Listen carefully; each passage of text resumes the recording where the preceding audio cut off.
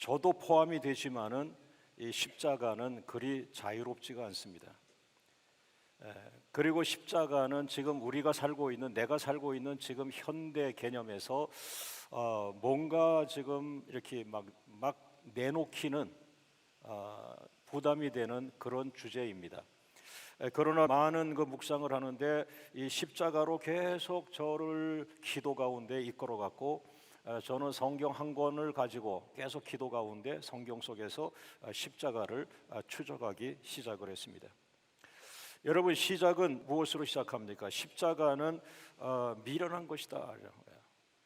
여러분, 제 마음속에도 나도 모르게 그런 마음이 있거든요. 이거는 전도 나갈 때 바로 가져나가기에는 조금 이 대사회적인 면에서 쉽지 않다, 이런 것이 내 안에도 남아 있거든요.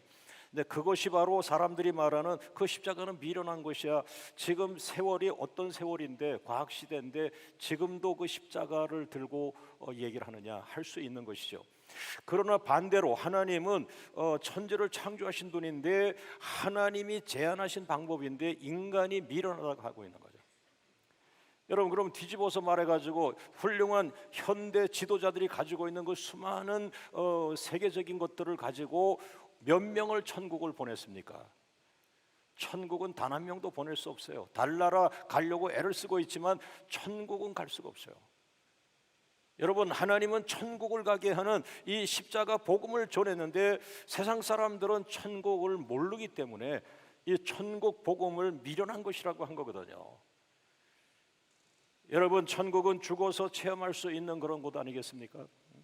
오늘 십자가는 결코 미련한 것이 아니다. 그리고 십자가를 붙잡은 사람은 반드시 그 십자가의 능력을 삶 속에서 체험하게 된다. 할렐루야. 자, 그렇다면 그 십자가가 어떤 능력들을 가지고 있을까요? 오늘도 한 가지를 집중적으로 파고 들어가 보면, 두 번째, 따라합니다. 십자가는 막힌 담을 헐었다. 두 가지로 볼 수 있어요. 두 개의 막힌 담을 헐어가는데, 에베소서 2장 14절을 같이 읽겠습니다. 그는 우리의 화평이신지라 둘로 하나를 만드사 원수된 것 곧 중간에 막힌 담을 자기 육체로 허시고. 십자가가 사람이 죽는 곳이라고만 생각하는 거죠. 그 사형당한 곳, 골고다에서 사형수가 죽은 곳, 그 주변에는 죽은 사람들의 시체가 뼈로 가득한 곳, 이렇게 표현할 수 있지만은, 그러나 십자가는 또다시 그 막힌 담을 헐어버리는, 하나님과 나 사이에 막힌 담. 그러나 그보다도 먼저 이 본문적으로 해석은 뭐냐면, 이스라엘 백성들과, 하나님을 믿는 이스라엘 백성들과 하나님을 모르는 이방인들, 이스라엘 백성들과 유대인과 이방인들, 이 사이에 벽이 강한 거죠. 왜냐하면 이스라엘 백성들이 율법을 가지고 있기 때문에 율법을 잘 지켜서 의로운 사람이 되는 거거든요. 그러나 예수님이 와버리시면서 이 율법을 폐하면서 율법으로 의로움을 당하는 것이 아니라, 예수님이 내 죄를 대신하여 죄값을 지불하셨다라는 것을 받아들일 때 그것을 믿음의 의로 받아들이는 거거든요. 그래서 이제는 사람들이 만들어 놓은, 그 유대인들이 만들어 놓은 그 유대인과 이방인들 사이에 그 막힌 담, 율법, 이것을 복음으로, 예수님의 구원을 믿는 의로 이것을 헐어버린 것이죠. 그래서 첫 번째는 이스라엘 백성들과 이방인들의 사이에 있던 이 율법의 담이 믿음의 의로 사라져버린 것이죠. 두 번째, 저는 오늘 더 이 두 번째가 제 마음에 많이 와닿고 있습니다만은, 두 번째는 뭐냐면은 하나님과, 천지를 창조하신 그 하나님과 우리 피조물들, 그리고 죄인들, 특별히 죄인들, 그 죄인에 대해서 그 죄인과 하나님 사이에 막혀 있는 담, 이것을 오늘 저는 여러분과 짧은 시간에 좀 나누려고 합니다. 그래서 오늘 여러분 가운데 가만히 생각해 보세요. 이걸 생활 속에서 한번 적용해 보세요. 여보, 우리가 어려서부터 교회를 다니고 하나님 믿고 계속 오는데, 그리고 교회에서 직분을 맡고 마치 우리를 인정받아서 교회에서 직분을 받아가지고 헌신하고 지금까지 명절날도 다른 데 가지 않고 교회 중심으로 살아가는데, 왜 이제 나이가 들면서 하나님은 많은 것을 막아 놓으셨을까? 특별히 우리 사람이 가장 필요로 하는 그 재정 문제 같은 것이 너무 오랫동안 막히면은 참 가정에 이끌어가는 남편으로 아내로 참 쉽지 않죠. 부모님으로 자식들의 관계나 이런 것들이. 목사님, 저는 몇 년 동안 광명교회 왔지만은 제가 수입이 없었습니다. 그렇습니까? 그렇게 오랜 동안 수입이 없었습니까? 깜짝. 그래도 하나님께서 또 다른 은혜로 축복을 하시죠. 여러분, 한번 오늘 저는 이 본문을 가지고 여러분과 나 자신을 스스로 한번 확인하는 게 좋겠다. 저는 오늘 설교 준비하면서 그래서 하나님, 이 설교가 우리 성도들에게 무슨 관계가 있습니까? 이 설교가 오늘 설교를 듣는 그 젊은이에게 무슨 관계가 있느냐, 그 할머니 권사님에게 오늘 이 설교가 무슨 관계가 있느냐. 그랬을 때 이 부분이 저를 가장 강하게 이렇게 감동을 줬어요. 하나님과 내가 막힌 담이 있다라고 한다면 내가 아무리 노력해도 안 된다.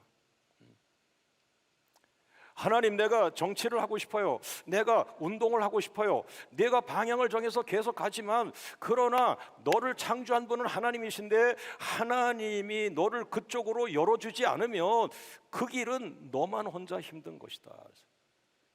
여러분, 오늘 설교를 통해서 반드시 여러분에게 막혀있는 담이 열리게 될 줄로 믿습니다. 그러나 잘 기억하세요. 어느 쪽으로 나를 열어주시는가? 저 같은 경우는 기도를 열어주고 있습니다. 그래서 막연하게 기도라고만 생각했는데 그 기도를 따라만 가니까 그 기도가 말씀을 찾아내서 말씀에 무궁무진한 축복을 받고 있고요. 그다음에 말씀이 성취되고 있고요. 그리고 지금은 세계 선교로 계속 제 기도가 이끌어가고 있어요. 여러분, 하나님이 한 가지 열어놨다고 해서 하나님이 나를 열어주는 것 같아. 내가 이제는 정치도 해야지. 이 기독교 안에도 또 정치 이런 쪽이 있는 거예요. 그 다음에 하나님이 우리 가게 잘 되게 하니까 내가 이제 이것도 한번 해볼까? 다른 쪽으로 또 도전해봐요. 여러분, 조심하셔야 돼요. 하나님이 열어주셔야 되고, 두 번째는 열어주시는 방향으로 가셔야 합니다. 할렐루야, 할렐루야, 할렐루야. 오늘 이 두 가지가 오늘 말씀으로, 예배로 여러분에게 선물이 되기를 주의 이름으로 축원합니다. 그러면 하나님과 죄인 사이에 막힌 담은 세 가지입니다. 세 가지. 첫째가 죄입니다. 죄. 로마서 3장 10절 말씀 같이 읽어 주시겠습니다.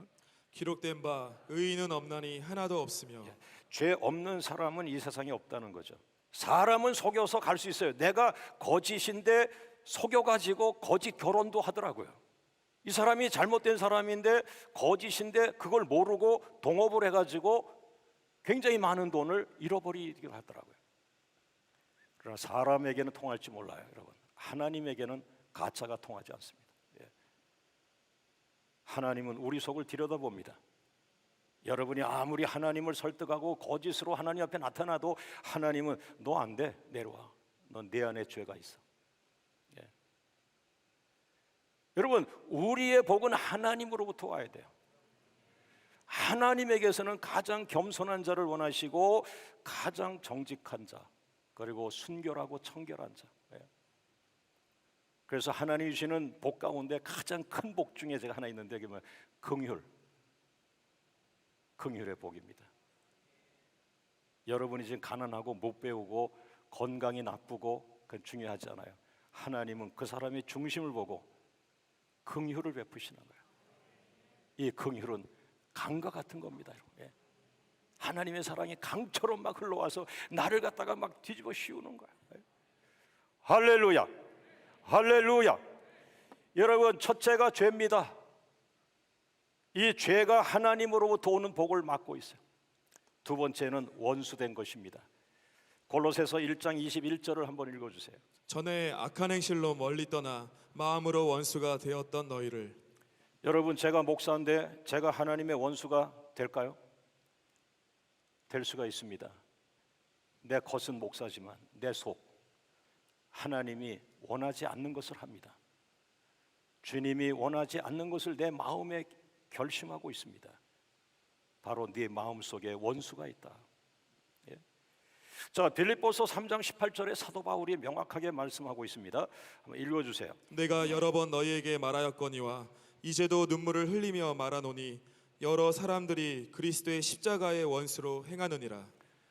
여러분, 사도 바울의 주변에는 다 크리스찬들이었을 겁니다. 그러나 크리스찬들 가운데도 만나보니까 그리스도의 원수, 예수님이 그거는 나와 대적하는 거야, 내 십자가와 대적하는 거야, 십자가의 원수, 그리스도의 원수, 이런 것들을 그 주변 크리스찬들 삶 속에 보여진 거예요. 그래서 빌립보 교회에 이 편지를 한 거예요. 너희가 그리스도인이지만 너희 안에 그리스도의 원수가 너희 안에 자리 잡고 있다. 너 말하는 것이 지금 하나님과 대적하고 있다. 예. 여러분, 이것이 지금 사도 바울을 통해서 원수된 것을 말하고 있습니다. 정말 오늘 하나님의 성령이 사랑과 긍휼을 베풀어서 여러분과 저를 통하여 내 안에 있는 원수가 무엇인지, 내 안에 내가 하나님을 대적했던 것, 내가 하나님의 복음을 가로막았던 것이 무엇인지 하나님 알게 해서, 그거 내 힘으로 안 되니까 성령의 힘으로 소멸되게 해주세요. 난 정말 하나님을 기쁘게 하고 싶어요. 나는 하나님을 기쁘게 하는 사람이 되고 싶어요. 할렐루야. 여러분, 세 번째, 하나님과 죄인과의 막힌 담은 마귀입니다. 마귀. 사단이요 마귀요 귀신이라. 목사님, 지금 이 현대 시대에 무슨 마귀가 있어요? 라고 하지만은, 그러나 여러분, 요즘 사람들 보세요. 그거는 자기 정신이 된 게 아니에요. 몇몇 분들을 보면, 제가 신문에 나거나 이런 큰 사건들을 보면 이것은 자기가 한 것이 아니에요. 붙잡힌 거예요. 자, 마태복음 12장 45절을 같이 읽어보겠습니다. 이에 가서 저보다 더 악한 귀신 일곱을 데리고 들어가서 거하니 그 사람의 나중 형편이 전보다 더욱 심하게 되느니라. 이 악한 세대가 또한 이렇게 되리라. 여러분, 귀신 들린 사람이 있었어요. 그런데 치유가 됐어요. 그러고 얼마 지나지 않았는데 귀신이 하는 말이, 그 사람은 이제 치유받았다고 그러지만, 그러나 귀신이 저 사람 청소해놨어, 저 사람 집이 깨끗하게 청소해놨어, 우리 친구들 데리고 같이 들어가자 해서 7 귀신을 데리고 다시 들어간다. 우리 안으로 들어오는 거예요. 여보 왜 그래, 여보 왜 그래, 왜 애를 때려, 여보 왜 그래, 왜 그래 하지만은 남편이 결혼할 때와 달라질 수가 있어요. 그것을 정신적으로 볼 수 있지만은, 그러나 그 중에 우리가 감당, 정신과 의사 선생님도 볼 수 없는 또 다른 분야가 있단 말입니다. 이것은 영적인 부분이겠죠. 여러분, 오늘 이 본문을 통해서 7 귀신이 아니라 성경에는 뭐가 있어요? 예수님 앞에 너 이름이 뭐야 그랬더니 군대마귀입니다. 군대. 공동묘지에 있는 그 사람에게 들어간 그 마귀는 군대마귀라고 표현했어요. 군대처럼 많은 모양이었어요. 우리나라가 교회가 부흥하지 않았을 오래전 시절, 50년 전만 해도 우리 한국에는 그 시골만 가면은 이 미쳤다는 사람들이 있죠. 정신질환 있다는 사람. 막 저 사람 미쳤어, 누구 둘째 집 아들 그 어디에 누가 미쳤어, 이런 이야기들을 저도 어려서 많이 들었어요. 여러분, 오늘 저는 이 설교를 통해서 하나님, 이 설교가 나와 무슨 상관이 있습니까? 우리 성도들 한 사람 한 사람과 오늘 이 설교가 무슨 상관이 있습니까? 라고 할 때, 그 하나님과 죄인 사이에 담이 막혀 있는데 그 죄인이 바로 너라고 받아들여라. 하나님, 바로 내가 이 죄인입니다. 내가 목사지만 지금 하나님 보시기에 보이지 않는 죄를 가지고 있다면, 지금 하나님은 내 앞에서 많은 것을 주려고 하지만 내 죄가 그것을 가로막고 있을 것입니다. 여기에서 복음의 중요성과 십자가에서 예수님이 죽으시는 그 순간에 놀라운 기적이 일어나는데, 예수님이 십자가에서 제물되어 죽으실 때에 내 안에 원수된 것이 소멸됐다. 내 안에 모든 죄가 소멸되었다. 내 안에 악한 영이 떠나갔다. 여러분, 오른손 한번 들고 한번 따라해 보세요. 예수님이 십자가에서 제물 되어 죽으실 때 내 안에 원수된 것이 소멸되었다. 내 안에 모든 죄가 소멸되었다. 내 안에 나를 종처럼 부리던 악한 영이 떠나갔다. 할렐루야. 물론 그것을 2000년 전에 예수님이 골고다에서 십자가에서 완성시켰지만, 그러나 여러분은 그 후대의 복음을 받아들이고 그 복음을 나의 복음으로 받아들이는 그 순간에 여러분 안에서 사단이 떠나가고 여러분 안에서 원수가 떠나가고 여러분 안에서 죄가 사함받는, 우리 박수로 한번 감사합니다. 영광을 돌리겠습니다. 할렐루야, 할렐루야, 할렐루야, 할렐루야. 여러분, 네 번째로 넘어갑니다. 예수 그리스도께서 십자가에 죽으시는 순간에 이 막힌 담이 열려버렸다고 하는데, 도대체 그것이 어떻게 해석을 해야 되겠느냐라고 하는 것이죠. 예수님이 십자가에서 죽으시는 순간에 죄인과 하나님 사이에 막힌 담이 열려버렸다는 거죠. 그럼 그건 어떻게 이해하겠냐? 마가복음 15장 38절입니다. 이에 성소 휘장이 위로부터 아래까지 찢어져 둘이 되니라. 따라합니다. 성소 휘장이 위로부터 아래로 찢어져서 둘이 되니라. 막힌 담이 열렸다. 할렐루야. 언제 그랬어요? 여러분, 지금 우리가 예루살렘 지금 중앙에 다운타운에 있어요.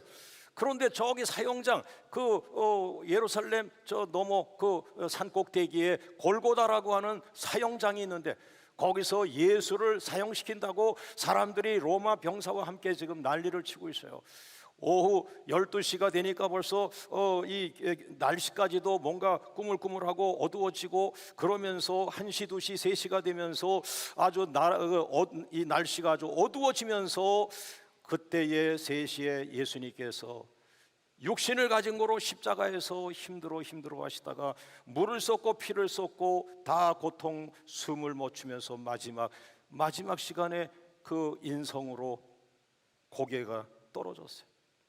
그 순간이 바로 예수님이 운명한 시간, 죽는 시간이었어요. 그런데 바로 그 시간에 저 예루살렘 성전에서 대제사장이 1년에 한 번 들어가야 되는 그 지성소의 휘장이 위에서부터 아래로 찢어져 내려왔어요. 이거는 지금 신학의 대단한 개혁주의 신학의 아주 복음과 같은 이야기입니다. 여러분, 예수님이 정말 복음인가? 예수님이 정말 나를 구원할 분인가? 예수님이 처참하게 죽은 비참한 분이 아닌가? 아닙니다. 예수님이 십자가에서 죽으시는 것은 예수님이 십자가를 제단으로 보시는 거예요. 저 사람들의 죄를 용서함 받기 위해서 속죄 제사를 드려야 되는데, 내가 찢기고 채찍질 맞고 피 흘리는 제물이 되어서 나를 십자가 제단에 바치니까, 그 십자가에서 내가 제물이 되어 죽을 때 제물은 완성되고 속죄의 사건이 시작이 되는 거예요. 자, 여러분, 히브리서 10장 20절 같이 읽어보겠습니다. 그 길은 우리를 위하여 휘장 가운데로 열어놓으신 새로운 살 길이요 휘장은 곧 그의 육체니라. 따라합니다. 휘장은 예수님의 죽으십니다. 예수님의 육체가 찢어져 버렸어요. 그 순간 누구든지 그의 이름으로 들어가면, 누구든지 그를 믿으면, 누구든지 예수를 믿으면, 할렐루야, 누구든지 예수가 십자가에서 자기 죄 때문에 죽으셨다는 대속의 은혜를 믿으면 그 사람은 예수의 이름으로 들어가리라. 할렐루야, 할렐루야. 여러분, 미국에도 마찬가지고 온 세계 선교지만 있는 게 아니에요. 악한 영들이 수두룩합니다. 오늘 예수를 제대로 믿으면서 여러분 안에 예수의 생명으로 무장하고 나가기를 주의 이름으로 축원합니다. 여러분, 다섯 번째에 하나님과 막힌 담이 열려버렸습니다. 휘장이 찢어졌습니다. 이제 예수의 이름으로 들어가면 됩니다. 따라합니다. 막힌 담이 열리니 뭐가 보여요? 막힌 담이 열렸어요. 그동안은 막힌 담 때문에 안 보였어요. 교회 와서 예배를 드리는데도 하나님의 축복이 뭔지 잘 몰라요. 영원한 축복이 뭔지를 몰라요. 그러나 앞에 기도 가운데 막힌 담이 딱 열어지는데 여보, 하나님이 보이네. 목사님, 막힌 담이 열리니까요, 하나님 보좌가 보이네요. 하나님의 지성소가 보이네요. 하나님의 속죄소가 보이네요. 하나님이 임재하시네요. 하나님의 영광이 임하네요. 여러분, 얼마나 예배 중에 하나님을 보고 있습니까? 얼마나 하나님의 임재가 나에게 임하고 있습니까? 얼마나 하나님의 영광이 나를 두르고 있습니까? 여러분, 그림을 한번 보여주세요. 이거는 구약의 성막에서 지성소를 열고 들어갔을 때 1년에 한 번 대제사장만 보는 속죄소, 법궤 위의 속죄소. 거기서 우리 죄를 대제사장이 고백하면 하나님이 그 속죄소 영광으로 우리 죄를 용서하시는 거예요. 하나님의 임재요, 하나님의 영광이요. 그러나 저것은 역시 뭡니까? 신약 시대의 사도 요한이 본 하나님 보좌에 이것은 상징적 의미가 있겠죠. 물론 실제니까 그 당시도 실제지만, 그러나 우리는 신약 시대에 하나님 보좌가 또 기다리고 있는 거예요. 그 다음 그림, 이거는 사도 요한이 요한계시록 4장에서 그가 눈이 열리면서 오 하나님, 정말 천국이 있습니다. 정말 천국이 있습니다. 천국에 하나님의 보좌가 있습니다. 천국에서 24장로가 예배를 합니다. 예. 할렐루야. 그걸 그대로 기록한 것이 바로 요한계시록 4장에 그걸 누가 이제 참고해서 그려 놓으신 거예요. 그냥 참고만 하세요. 여러분, 오늘 이 예배는 하나님의 임재 안에 거하고 있습니다. 하나님의 영광이 우리를 덮고 있습니다. 나는 아주 보잘것없는 피조물입니다. 제가 계속 가슴이 아파요. 막 가슴이 찌르는 것처럼 아파요. 왜냐하면 말을 못 하겠어요. 이게 뭐지? 왜 이렇게 아프지? 내가 한 게 아무것도 없는 거예요. 난 아무것도 아닌 거예요. 그런데 나는 너무 유명해져 있는 거예요. 많은 사람이 저에게 그래 기대하고 뭔가 얘기를 하는 거예요. 예? 하나님, 이건 내가 아닌데, 내가 한 게 아닌데 이거 어떻게 해요? 가슴이 아파요. 바늘로 찌르듯이 아파요. 예? 내가 한 게 아닙니다. 주님이 날 위해 죽어주셨는데 다 주님이 하신 거예요. 주님만이 하신 거예요.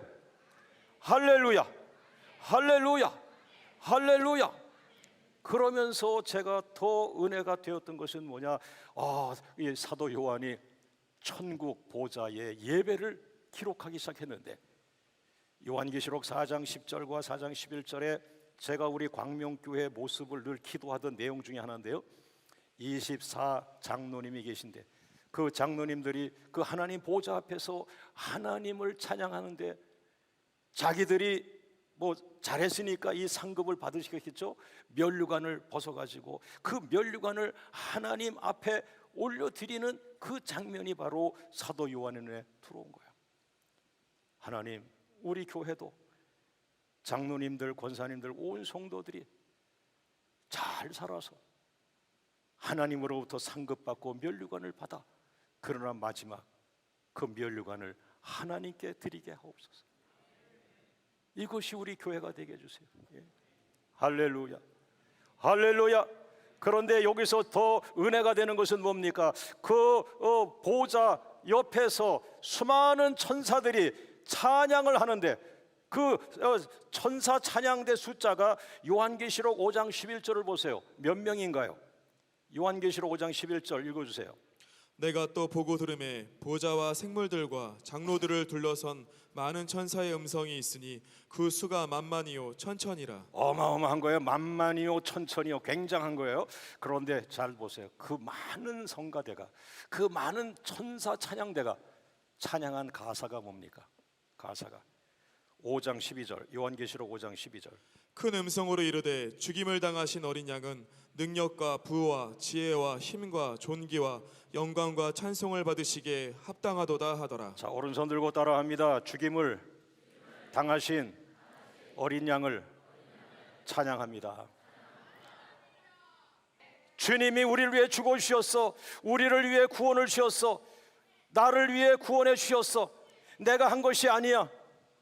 맞습니다. 주님, 모든 것은 주님의 십자가 은혜입니다. 주님, 나는 아무 공로가 없습니다. 주님, 나는 아무 공로가 없습니다. 주님, 나는 아무 공로가 없습니다. 모든 것이 주님의 은혜입니다. 모든 것이 주님의 은혜입니다. 모든 것이 주님의 은혜입니다. 한번 따라하죠. 주님만이 영광을 받으시옵소서. 주님만이 영광을 받으시옵소서. 주님만이 영광을 받으시옵소서. 오른손 들고 외치고 마칩니다. 십자가는 완전한 화목 예배입니다. 예수님은 완전한 화목 제물이 되셨습니다. 모든 영광을 주니까. 할렐루야, 할렐루야,